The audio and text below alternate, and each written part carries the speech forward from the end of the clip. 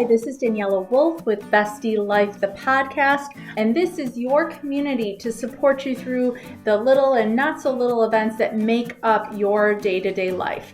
From the I've got this moments to the I just can't moments. We are here to empower all women to find and develop the skills they need to find peace, balance, and the bliss in their busy. Through solo episodes as well as interviews with amazing women who share their journey and their story and how it works for you.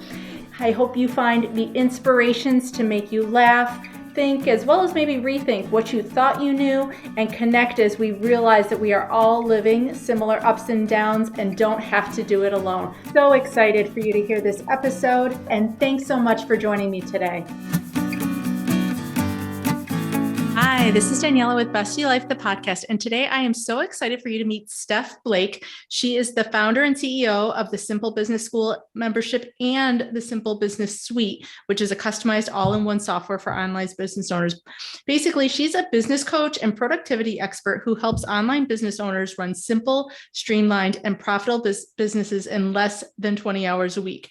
She's been in business for 8.5 years and has helped thousands of people start and scale their own businesses in order to achieve their unique freedom goals. She's a tech nerd, system strategist, wife, mom of 2 boys under 5, and Amazon Prime addict. So thank you so much, Steph, for joining us today. Thank you for having me. That was a mouthful. I think I got even tripped a little bit, but I am so excited to dive into this stuff because I think we're all kind of looking for ways to do less, but produce more and kind of break that hustle mentality of we have to keep producing, keep doing, keep going in order to be successful. But before we dive into all that, can you share a little bit more about your story, your journey, and how you got to where you are today? Yeah, definitely. So I'll try to give you the condensed version because this could go on for a while. But basically, I just started out on a very traditional trajectory, like most people do. Went to high school, college, got my degree in graphic design, and then I started working at an engineering company designing instruction manuals, which sounds about as boring as you can probably imagine. Now I'm sure AI does it, but this was like 15 years ago. But at that time, it was right after the recession. So I was just happy to have a job because it was hard to get a job. So I got that as an internship, turned into a job. After a few years, I realized that I wanted something more out of my life than just designing instruction manuals. So I moved to the city of Chicago, got a job at a digital marketing agency, and I just planned to kind of do the corporate thing my whole life. That's what I grew up watching my mom do. She worked at the same company for 40 years before she retired last year. My dad, and I mean, she worked all of the time, right? Like 60, 80 plus hour weeks. My dad worked in retail, same thing, worked all of the time. So that's just what I grew up seeing. It's like, okay, you just work all the time, right? So it got to a point when I was in that corporate career that I decided this is not what I want anymore. Like I want to do something on my own, but I didn't know how to be an entrepreneur. I didn't know anybody who was an entrepreneur. Like I said, I was in a very traditional household, but I knew I wanted to do it. So one day on my lunch break, I was just scrolling through Facebook and there was an ad that said, learn how to use your corporate skills to start your own business. And I was like, okay, great. That's what I want to do. So I clicked it, signed up for the training, bought the program, bought lots of programs, and then just kind of dove in. And that was really the first time that I had heard about this online business world. Yeah. I didn't know that it existed. So that first year I was just so excited and I could do anything with my life. Like I didn't have to go to an office. I could just start a business from a computer. It was insane. So that first year I started 8 different businesses. Wow. Oh my gosh. Because I could just do anything. And I also had undiagnosed ADHD at the time, which I'm sure contributed to it quite a bit. But it was just all of this excitement, this hunger to get out of this job. But what I was actually doing was working myself into the ground because I wasn't focused. I had 8 different jobs. I had a 9 to 5, or it was actually like a 7 to 7 job. Let's be real. And I was newly married at that time, wasn't seeing my husband, and I was working 80 to 100 hours a week because, like I said, I was just kind of following in that path that I saw my parents doing. It's like, you work in order to be successful. Right. Like that's how it works. Right. And once I found out I was pregnant with my first son in 2018, I got to a point where I physically could not do that anymore, because if I kept going, I would end up in the hospital. I knew that. And I didn't want to put myself in that position or my unborn baby in that position. That just like wasn't fair. It wasn't right. So I made the decision to really simplify everything I was doing, get really focused. And 2 weeks before my son was born, I left my 9 to 5 job, went full time in my business, had a newborn baby. Not recommended to do both of those at the same time either. Right. That's a whole other story in and of itself. But that was really what started me on this journey of really focusing on the importance of simplifying everything in your business so that you can work less. And for me, it was forced out of necessity because I didn't have a choice. Yeah, I think that's how some of the best inventions come about, is that necessity piece. It's not even like we're sitting around thinking of stuff. It's like, this has to happen. How do I make it work? Yeah. Yeah. It was like the universe telling me, like, if you want to do this, great, you can do this, but you're going to have to change everything about who you are and what you believe, which is, let's be honest, been a very difficult journey. So how did Very you hard pick journey. which business to stick with? Oh, that's a good question. I didn't mention that. So during that time, like I said, I had 8 different businesses that first year. The first year I made $53. I don't think I mentioned that. Okay. But yeah, so I was like working all the time, not making any money in the process. And eventually I pared it down to a virtual assistant business, which then turned into an agency. So I had a couple of team members supporting me, but still working more than I wanted to be at that time. And then, like I said, I had gotten to the point when I had my son that I was like, okay, this is it. This is done. We're not doing this anymore. And then about a year after he was born is when I fully transitioned into coaching and consulting to teach people how to simplify their own businesses as well. And that's what I've been doing for the past, 5 years now? Something like Okay. that. Yeah. And did you kind of, when you were talking about your beginnings, looking at the instruction manual type of stuff, now businesses talk about how important having SOPs are in creating those systems and routines and rhythms in a business. Did you tap into that? Is that something you bring in? I've never been asked that question before, about tying the instruction manuals to my business. But I mean, yes, I am all about processes, SOPs. I'm all about that. But I mean, maybe subconsciously, I don't know. Yeah. Because that's all Because I thought of. I thought of that connection completely when you were sharing your story.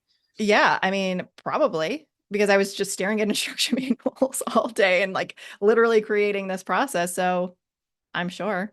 Yeah. Yeah. So when That's funny. people come to work with you, what are some of the things that you see them doing, that's kind of tripping them up? Are there certain traits, certain habits? Yeah.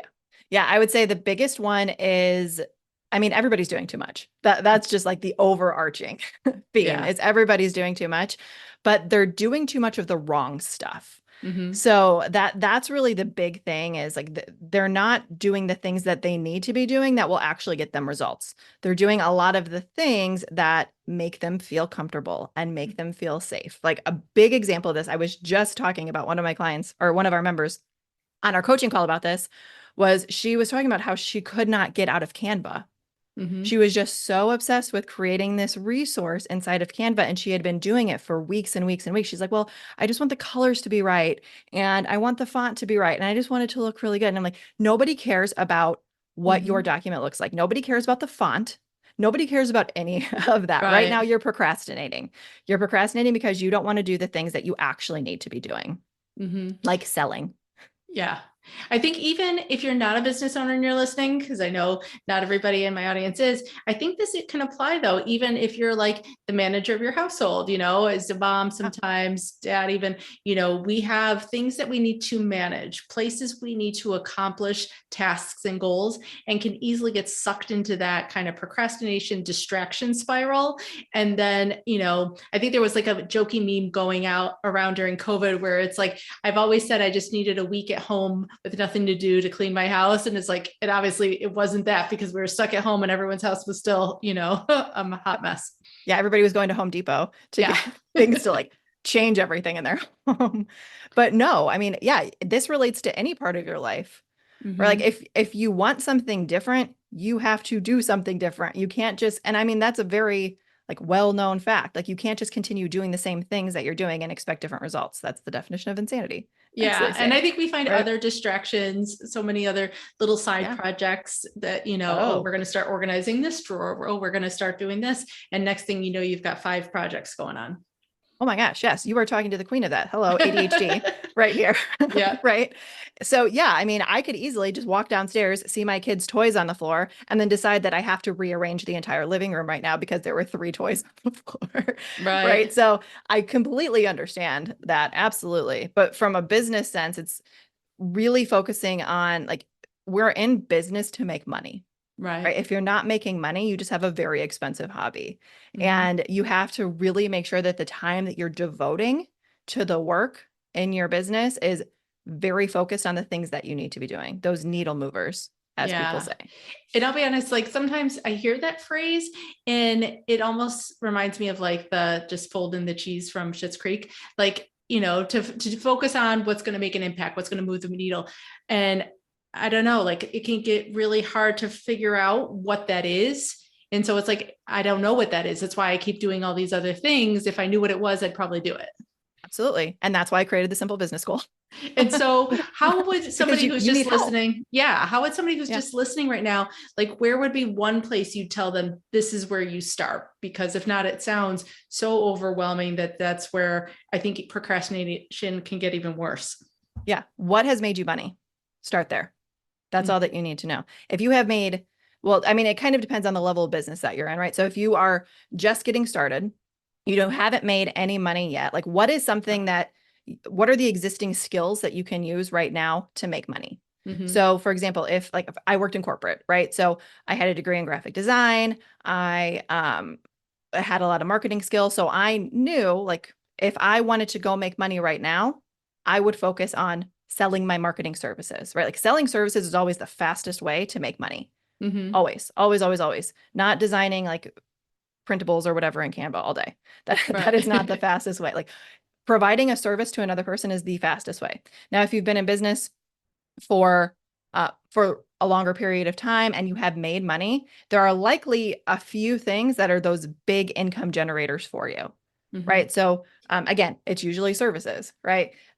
Or it's a way that you market. So for example, if you are trying to market across all the social media platforms, but you know that Instagram is the one that leads to your results, why are you marketing on all the platforms? Focus on Instagram, right?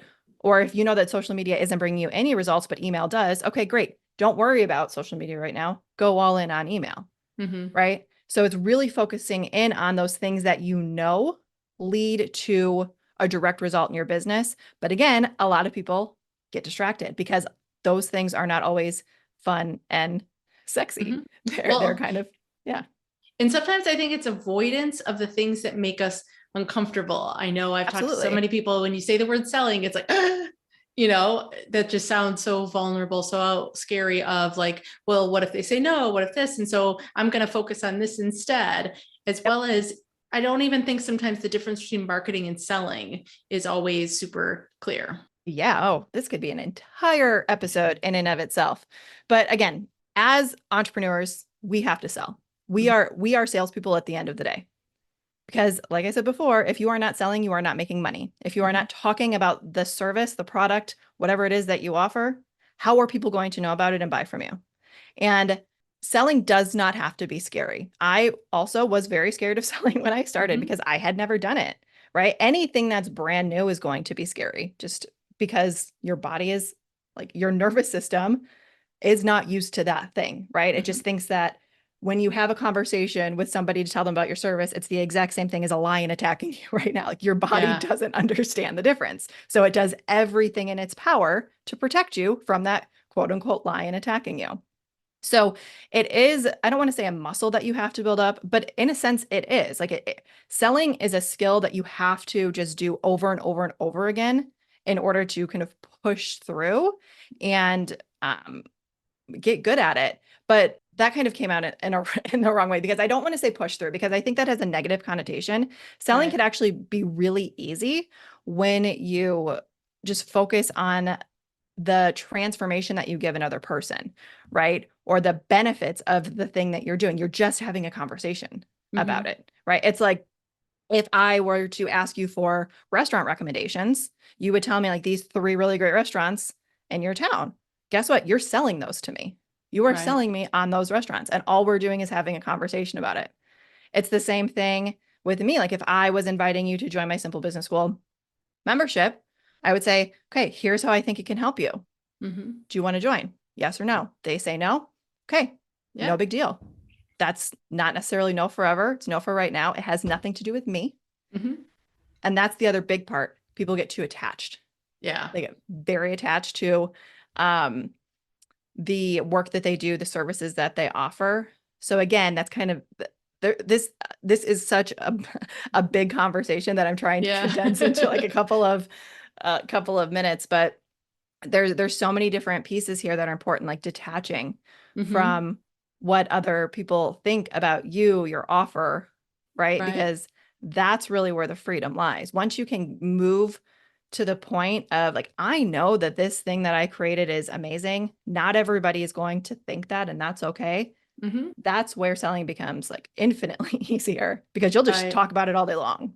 Exactly. Exactly. And even for, again, my non-business owners, kind of changing the expectations around, your house having to be perfectly clean and decorated in a certain way, and Martha Stewart and Marie Kondo and all those kind of things, like kind of allowing yourself to enjoy what you like, whether it's style, whether it's how lived in it is, all those kind of things, as well as focusing just on the things that need to happen. Everyone needs to eat. Everyone needs to sleep. Everyone needs to be clean.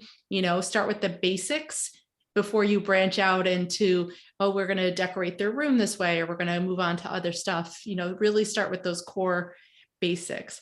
How do you talk about time? Just curious, because I know that's the other piece, like even with things we love, whether it's those core activities of selling and marketing and whatnot, you could still get lost for hours. Yes. I mean, so again, this is a big question. So I have to think through my answer with this. But I mean, this is also a really cliche response, but it's whenever you're doing the things that you love, it doesn't feel like you're working, right? And I know people say that and it seems so cheesy, but it's really true. Like Mm-hmm. whenever I'm doing like these interviews and I'm having these conversations, I don't feel like I'm working because I genuinely enjoy talking to people, helping people, having conversations. So it's really about figuring out the things that you enjoy doing, but then also making sure that you're strategic about it. So for example, I love talking. If Mm-hmm. you haven't figured that out, I love to talk. So I will use this thing that I love to do, but I will use it strategically in the sense that I want to get on other podcasts. I want to Mm-hmm. spread my message to other people's audiences, right? I also have my own podcast where I can invite people to be a guest on my podcast, which you are going to be a guest on Yeah. my podcast. Um, and again, it's like I'm doing these things that I really enjoy, but I'm being strategic with what I'm doing because again, by having these conversations, we are spreading this message much more further than if I was just sitting on, I don't know, Instagram every day and just creating post after post after post of my own content. Yeah. And I think that strategy part is important because I always love to talk about how, burnout doesn't just come from the things we don't love. It also comes from the things that we love doing and are passionate about and can keep doing. But if we don't put that intention and boundary around it, it can become just as taxing as the things we don't. Oh my gosh, yes. I love to work. Yeah. Don't get me wrong. I love to work. But I'm also an introvert, right? So it's like there's this balance that I have to take. And I also have kids. So it's like you really have to take into account the season of life that you're into. That's a big Mm-hmm. thing that a lot of people don't think about. And I mean, this goes for life and business, right? Like, for example, if you're an entrepreneur and you have these dreams to have an 8-figure company, 7-figure company, whatever it is, but you have 2 little kids running around at home, either Mm-hmm. one, like you need to find somebody else to take care of those kids because it's going to be very difficult for you to manage all of those different pieces of a multi-million dollar company, Right. or like you just have to decide that now is not the right time and that's okay. Right. It's Right. same thing with with the clean house, right? Like I have kids. I have finally, it's taken me a long time to be okay with the fact that my house is not going to be clean all of the time. My Exactly. my 5-year-old son's bedroom is a disaster and it has been for the past week and I'm tired of picking it up. So it's just staying that way because that Yeah. is just not a fight I want to have anymore. Yeah. And I think, lift in is okay. I don't think we allow ourselves to just be lived in, whether Yeah, it's the way our house looks, the way our skin is, we're lived in. exactly. The house thing was a big thing. So we built our house. It was like brand new, beautiful. And then like 5 months later, we got a dog. Yeah. Best idea in the world. So we Hmm. didn't have any kids at the time, but we had a new dog, and he does not like his nails cut. So like he had some issues with that from his former owner. So he would scratch up our floors. We had brand new hardwood floors, and now our floors are a complete disaster. And in the beginning, I was like chasing after him and like scrubbing all of the individual like Yeah. hardwood like floor pieces, whatever, to try to get the scrapes out. And now I'm like, our house is lived in. I'm Hmm. not even gonna bother anymore because it's not worth it. Yeah. So the things I'm taking away are definitely to kind of have that intention when you're picking the things you are going to focus on in your business, in your home, to kind of allow yourself to go into the uncomfortable place of putting it out there, looking at those transformations and being able to offer that transformation then to the people around you is what's going to help you be successful in business, help you be successful in life, and have your time kind of still yours and not spread too thin. Yeah. And Did I also catch just it? asking, yeah, that pretty much summed it up. But also just making sure that you're living your life for you too, and not for other people. Because Yeah. that's another big trap that I see people fall in. Like, for example, if somebody starts a business because someone said that they're good at this thing, but they don't actually enjoy doing that thing, then you're just going to resent that business. Yeah. Right? Like same thing with buying a couch. If somebody recommended that couch, but you're like, I don't want that couch, you buy the couch and then you Yeah. hate sitting on your couch. Right. It's Yeah, going to be uncomfortable. And you definitely, in exactly. general, all these things need to fit in your life the way that's comfortable, that feels good. Work life harmony, work life success, work life balance doesn't come from just doing all the things and being 100% in both areas, but I think from having all the things and parts that feel good to you. Yeah, because 100% is never going to happen. Right. Never, never, never. So here's your permission slip to be less than 100% if you need it. What are some of the kind of personal strategies then that you would say you incorporate on a day-to-day basis to stay focused and intentional? Yeah. So, I mean, one of the big things you're talking about in business, Yep. right? Okay. Yeah. So, I always rely on my project management tool. So I use Mhm. ClickUp. And what that essentially does is it allows me to outline all of the different like projects and whatnot I'm working on, my team is helping me work on.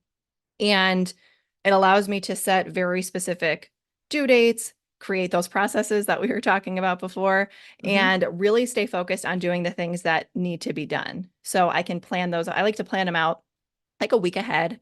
And then every day I know exactly what I'm working on. But the most important thing here is I always leave space. And this is not Yeah. something I did before. Mhm. Because before I would just like squish everything in there. It's like, okay, I have 5 hours of work that I have to do today. So I'm like gonna squish 5 hours exactly of work to do. And then guess what? This thing pops up, another thing pops up, somebody sends me an email, something broke, and I'm like, oh crap. So then I had to go and like quote unquote fix or do all of these other things, or like my kid gets sick and then I can't work at all one day. So that's been the biggest tip or biggest change that I've had to make, and the biggest tip that I can recommend is like, yes, you want to plan, you want to have some kind of structure, because if you don't have a plan or a structure, you're just kind of like guessing, but you Right. also want it to be flexible, especially if you have kids. Yeah, absolutely. Especially. Because life happens either way. It absolutely does. And I'm going to tell you from experience, because I've done it both ways. Mhm. It is much better to allow yourself, give yourself permission to not be perfect, to give, like open up your schedule so it has flexibility. So, for example, if one day you schedule 4 things and you get done with 4 things by 11 a.m., great, you could take the day off. You don't have to continue filling Right. your schedule with other things. But that permission piece is the hardest part for a lot of people too, especially Right. if you've been programmed like me to work constantly. Right. Do you have a hack as a mom then as well, in addition to as a business owner? Because I think that can be a hard balance too. Like to help It's a you lot. kind of streamline your day to day like life. Yeah. So, I mean, right now my kids it was much easier when I had one child. I Yeah. will say that. Once once I had my second son, it was just like chaos erupted immediately in my household. And I was not prepared for that. Neither was my husband, to be honest with you. But so right now I have a 5-year-old and a 1.5-year-old. And right now, my 5-year-old, he goes to school for 5 days a week, 2 hours a day. Mm-hmm. So from 12 to 2:30, he is in school. And my 1.5-year-old naps during that time as well. Perfect. So it's like, that is my time where I can get all of my stuff done. My husband is also a stay-at-home dad, so like he can do other things while he's pursuing like his passion. So like, for example, if I have a call or something, like we have the flexibility in our schedule to be able to move and adjust. Another thing that I personally like to do is work after everybody's gone to sleep, because that's really the only time where I'm not going to be interrupted. Yeah. Like, and I've learned that. I'm one of those people who I love to wake up before the sun, but I have found in this season of my life that's not the best option because other people do. because I have a 1.5-year-old who can sometimes wake up anywhere between 5:30 to 9:30, and you just don't know. But I know if I work from like 9 p.m. to midnight, it is highly unlikely that anybody is going to wake up. And I know I have that focus time.